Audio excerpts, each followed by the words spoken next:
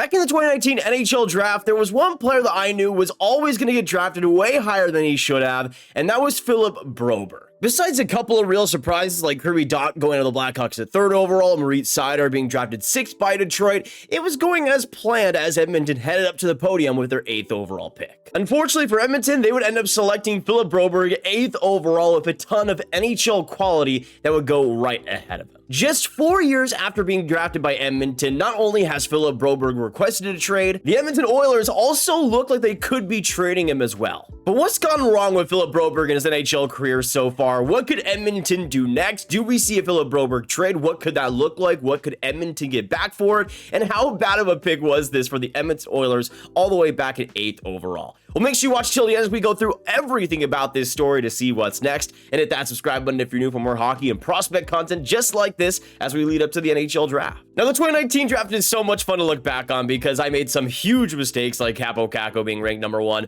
But one of the first times I really stuck my head out for a player being a lot lower on my list than others was Philip Broberg. I ended up ranking him 28th in my final rankings, and outside of that brilliant skating that we all know Philip Broberg has, I had some questions over the tools and how that would translate onto the NHL level, and so far I think we're starting to see the limitations of that. You can see with Philip Broberg at 22 years old and how he's just kind of failed to progress as a consistent NHLer. You can see his first NHL action was back in 2022, but since then he's had a few games here and there, but hasn't really been able to stick among the Oilers D-core, and I think for very good reason. This isn't one of those situations where the player is playing so much better than every other option, and for some reason he's just not getting ice time because he's young or he made a couple of defensive mistakes. No, with Broberg, he's played well in decent stretches, but at the same time, that consistency, putting it all together, has just not been there, and it really doesn't show many signs of getting there. That was always a weakness in Broberg's game, was the adaptability, and I don't feel like he's really had that at the NHL level so far. Again, he's had a couple of games here and there where he's looked good in a bottom pairing role,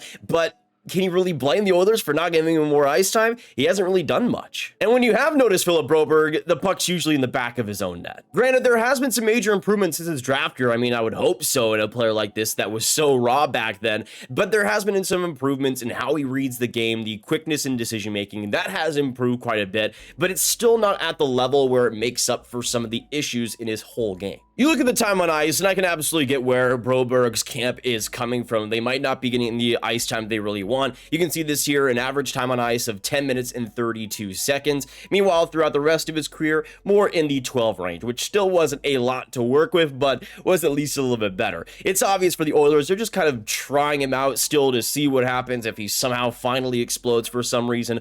Obviously, though, they don't have much confidence in him. And then we go on to the start of the trade rumors itself, and here we got Kevin Weeks with an absolute bombshell of a tweet saying, "I'm told the Oilers are exploring potential trade options on young D. Broberg. Given the Oilers cap situation, it would likely have to be a dollar for dollar transaction." Now we get some interesting parts here in this Hockey Writers article talking about it. The latest comes from Mark Spector as he writes, "Can confirm Ryan's fine work here, re on Ken Holland. Sounds very much like Broberg has had it with the Oilers' usage of him. I cannot blame the player for that, and the team has shopped him but not found a deal for their liking."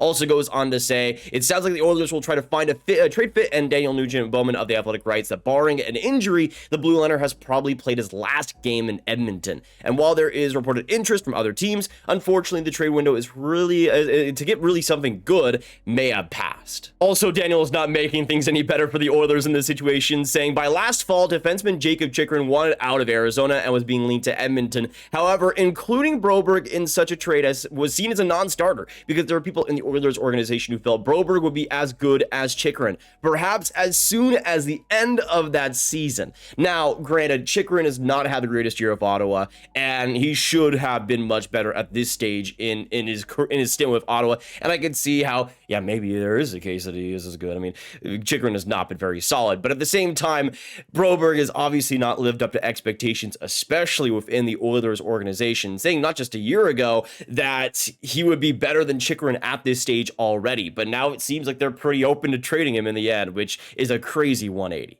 Now, even though I was never that high on Philip Broberg, I still had him ranked 28th in my draft rankings. I still thought he would be an NHL defenseman in this league, though a much more limited one than other people thought, including the Oilers. But at the same time, don't get me wrong on this. This is all on this Edmonton Oilers organization.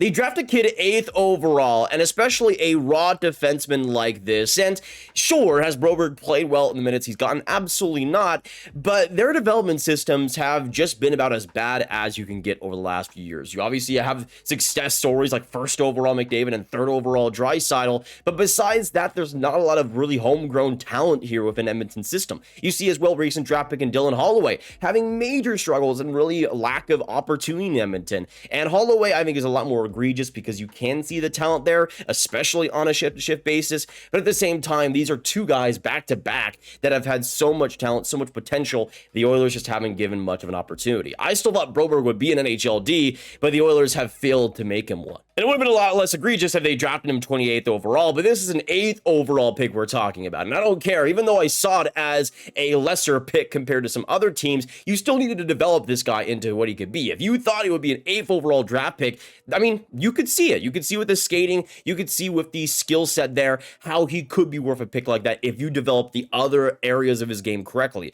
Unfortunately, the Oilers probably just saw his skating and thought that that could be it. That would be all he needed to be an NHLD man, and obviously it's not working out. But I mean, just look at this, man. You got Jesse Pugliarvi, absolute bust within Edmonton system. Kailer Yamamoto did not live up to the player he could really be in the NHL. Evan Bouchard is a success, but he's a player that offensively we all know is going to be this good. You got Philip Broberg as another bust, not giving Lavoie any potential opportunity either as a second-round pick. Dylan Holloway hasn't been given a lot of opportunity. Xavier Bourgault is struggling in the AHL system. Reed Schaefer was friggin' traded, not even given a chance with the Oilers system, because of course he did. So you just look up and down this Oilers draft pick lineup, especially in the first couple rounds, and it's just sad to watch. So much potential, so much opportunity be wasted. And sure, Broberg I wasn't the highest on, but he should have still been an NHLD. There was qualities there with his size and skating that you could build around. You should be able to build around. Any actual development team should be able to build around. And the fact that the Oilers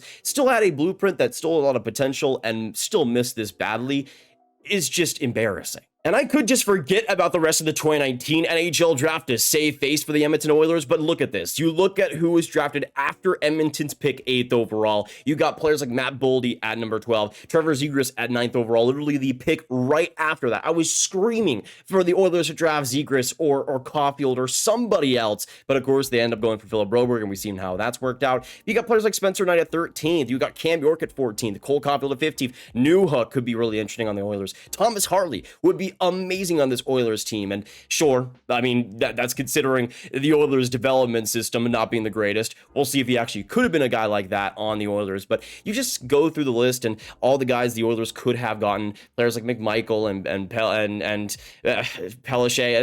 It's just sad. It's just sad to watch just how much wasted potential with this pick in general. It's not just the Oilers failing to develop him, it's picking him in the first place and then failing to develop him, giving him ice time as an 8th overall pick. Everything about this just makes no sense. But if we've learned anything about this Oilers organization over the past little bit, is that if it doesn't make sense, it's an Oilers move to make. But going back to the Kevin Weeks trade and what we could potentially see in the future with this Oilers team, I mean, to me at least, I think we will see a trade with Philip Broberg. It just seems like the player, that the team just don't want anything else to do with this experiment, and it's sad that it's gotten to this point already. I mean, 4 years.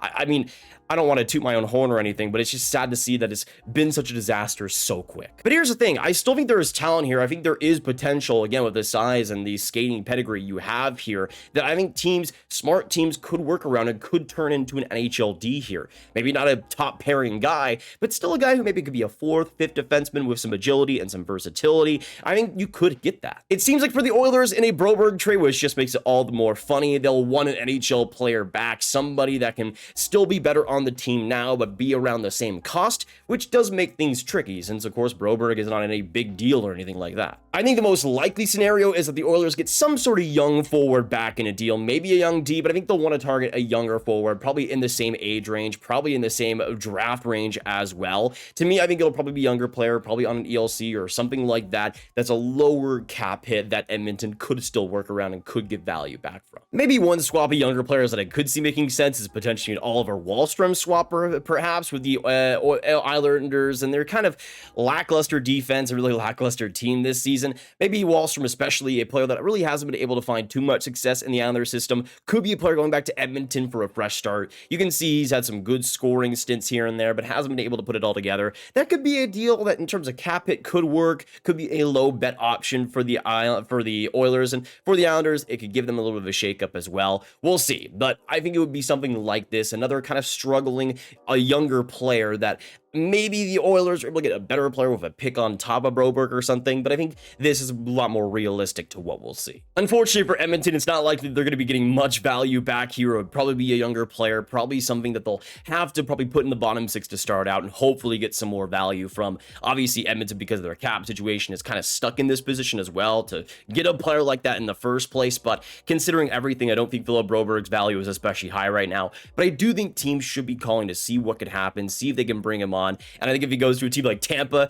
you could see him start to actually find that potential. I do think he can still be an NHLer. That's the thing. But Edmonton obviously is not the place where that'll happen. And you could go down the list of players like Alex Holtz and Thomas Barlow that could be potential fits. But to me, it's just going to kind of be a weird situation for Edmonton to go through because there's a lot of players out there, younger players that had some struggles in the past, but are starting to finally show it, like Alexander Holtz, that I think could lead them off a potential trade. But I think teams are still going to be really after Broberg. And if the Oilers are able to find a bottom six talent or a middle six talent, heaven forbid, then I think for Edmonton, it could be worth it in the end. With how much they've just completely ruined Broberg's development, you might as well trade him now because he's not going to have value in 2 years when he's still as your 8th defenseman. But it just goes to show again that Ken Holland is inept at his job, and especially for Edmonton, how their development system has been horrible. They have drafted talented players. Dylan Holloway was a talented player. Philip Broberg, I mean, if we're talking about talent, Philip Broberg is top 10 in the 2019 draft. It was just realizing that, and especially in Edmonton's system, it was definitely not going to happen. Edmonton has consistently just not been able to develop the players they really should. And again, it's a consistent theme. It's Pugliarvi, and Bouchard is like the one lone exception. But even him, I don't think he was developed very well defensively. So there are aspects where I think for Edmonton, in almost every pick they've made hasn't really been able to develop truly. I mean, Leon Draisaitl is maybe the one exception where, you know, he went to the AHL, still needed some development time, was able to come through. But Draisaitl is a beast. He is an absolute exception. For Edmonton, there are so many examples of just a lack of execution developmentally, and it's just kind of sad to see. I mean, there has been so much talent coming into this Oilers franchise that they just haven't been able to use. You just go through, Pugliarvi's gone, Yamamoto's gone, now Broberg's going to be gone, Holloway at this rate, he might as well be gone. Oilers fans deserve better, man, and they deserve better to see this talent actually flourish on their own team. I wish good luck to Broberg, and I think he will be a lot better off once he's off Edmonton, because the guy deserves, I mean, he doesn't deserve this. He doesn't deserve this treatment to be in this system and played like he has been. So I hope he goes to a team, finds some good opportunity, and can carve out an NHL career for himself, because he does have the talent to be able to do that. But let me know in the comments down below, what do you guys think of the Philip Broberg situation? Do you think the Oilers end up trading him? Who could you end up seeing Edmonton getting back for him? Where do you see Broberg going? Which team do you think trades for him in the end? Is he a draft bust? Do you think you could give up on him at this stage? Let us know all your thoughts down below. Of course, make sure you hit that like button, hit that subscribe button, hit that notification bell if you haven't already for more hockey videos just like this all year round. And of course, make sure you share the video with all the hockey and Oilers fans you guys know online so that get the trade rumors out there to them. And make sure you click on this card for all my hockey prospects talk right in one playlist. My name is Nathan. Have a great hockey day, and I will see you in the next one. Goodbye.